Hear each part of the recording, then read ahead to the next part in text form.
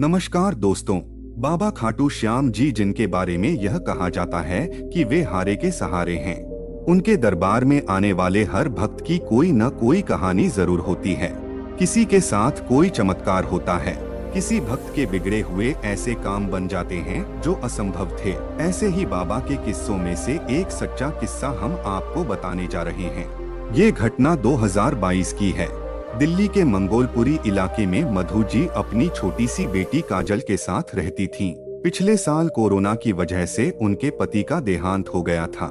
पति के मर जाने के बाद ससुराल वालों का रवैया बदल गया। मधु के सास ससुर और देवर जेठ सब ये चाहते थे कि वह किसी तरह यहाँ से चली जाए और उसे प्रॉपर्टी में हिस्सा न देना पड़े। मधु को ये सब बातें समझ में आ रही थीं। वह बुरा भला सुनकर भी किसी तरह वहाँ अपनी बच्ची की खातिर रह रही थी। लेकिन एक दिन उसके ससुर ने साफ साफ कह दिया, बहू तुम अपने पीहर चली जाओ, तुम्हारा खर्च कौन उठाएगा? वैसे भी इस लड़की की पढ़ाई और इसकी शादी की जिम्मेदारी उठाना हमारे बस की बात नहीं है। उनकी बात का समर्थन करते हुए सबने मिलकर मधु को घर से बाहर निकाल दिया। मधु के पीहर में उसके भैया भाभी खुद एक छोटे से किराए के मकान में रहते थे, इसलिए वह वहां भी नहीं जा सकती थी।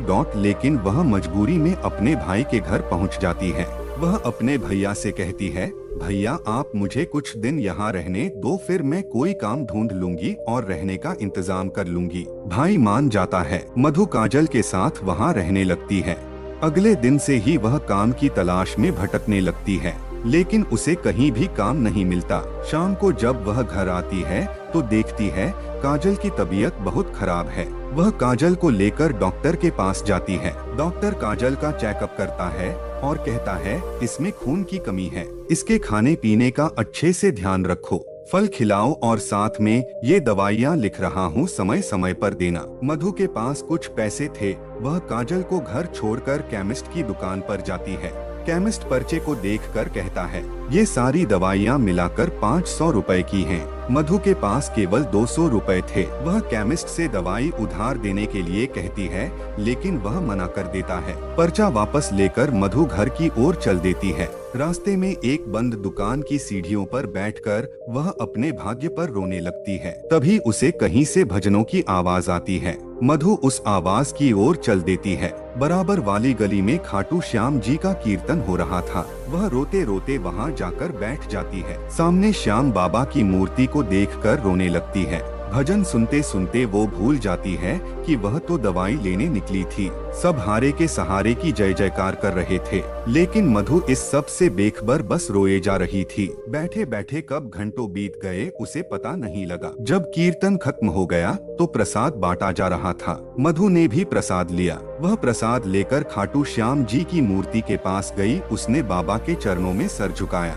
रोते हुए उसने बाबा से अपनी बेटी के लिए प्रार्थना की। जब वह कीर्तन से बाहर निकल रही थी तो उसे दवाई की याद आई। पर्चा देखा, एक हाथ में प्रसाद था, लेकिन वह 200 रुपए कहीं नहीं दिखे। फिर उसे याद आया कि वे पैसे तो उसके हाथ से बाबा के चरणों में गिर गए थे। मधु घबरा गई। अब मेरी बेटी का क्या होगा, यह सोचकर वह रोने लगी। पैसे वापस मांग भी नहीं सकती थी। वहाँ तो बहुत से लोग पैसे चढ़ा रहे थे। वह वहीं खड़े खड़े रोने लगी। फिर मुड़कर घर की ओर चल दी। तभी उसे किसी ने आवाज दी। मधु ने पलटकर देखा। एक आदमी जो प्रसाद बांट रहा था वह उसके पास आया और बोला, बहन मैं तुम्हें बहुत देर से देख रहा हूँ, तुम जब से आई हो रो रही हो, क्या बात है? मधु ने कहा, कुछ नहीं, और वो चल दी। लेकिन उस आदमी ने कहा, बहन मैं तो समझ रहा था तुम बाबा के गुणगान सुनकर खुशी में रो रही हो, लेकिन लगता है बात कुछ और है।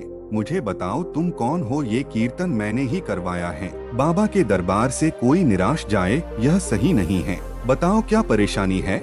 मधु ने रोते हुए उसे सारी बात बता दी। तब उस आदमी ने काम कर रहे एक लड़के को बुलाया और मधु के हाथ से पर्चा लेकर उसे दिया।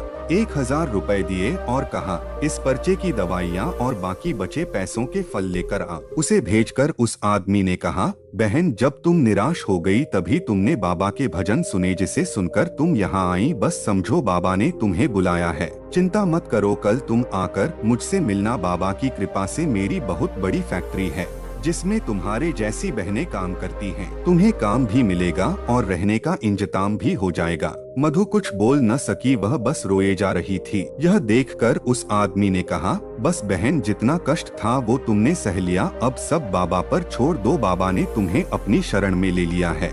तभी वह लड़का दवा और फल लेकर आ गया। उस आदमी ने फल और दवा मधु को दिए। मधु उन्हें धन्यवाद देकर घर आ गई। अगले दिन से मधु को उस फैक्ट्री में काम मिल गया और उसे वहीं फैक्ट्री के पास रहने की जगह भी मिल गई, जहां बहुत सी औरतें रहती थीं, जो अलग अलग शिफ्ट में काम करती थीं। उनसे जान पहचान हो जाने पर वे काजल का ध्यान भी रखने लगी। कुछ ही दिनों में वह अच्छे से काम सीख गई। मधु अब हर दिन खाटू श्याम जी का दीपक जलाती, उनकी पूजा करके घर से निकलती। 6 महीने बाद उसे पता लगा कि उसकी फैक्ट्री की ओर से बस में सबको खाटू श्याम जी ले जाया जा रहा है। वह बहुत खुश हुई। काजल को साथ लेकर वह खाटू श्याम जी के मंदिर पहुंच गई। लाइन में लगे लगे उसे बहुत देर हो गई। जब वह बाबा के सामने पहुंची तो उसकी आंखों से आंसू बह रहे थे। बाबा ने बिना मांगे उसकी सारी परेशानी हल कर दी थी। बाबा के दर्शन करके वह बाहर आई। उसका मन बहुत शांत था। अब उसने मन बनाया कि वह हर महीने खाटू श्याम जी जाया करेगी। फैक्ट्री में मेहनत करते करते उसकी तरक्की होती रही और वह सुपरवाइजर बन गई। कुछ दिन बाद श्याम बाबा की कृपा से उसने काजल का दाखिला बहुत अच्छे स्कूल में करा दिया।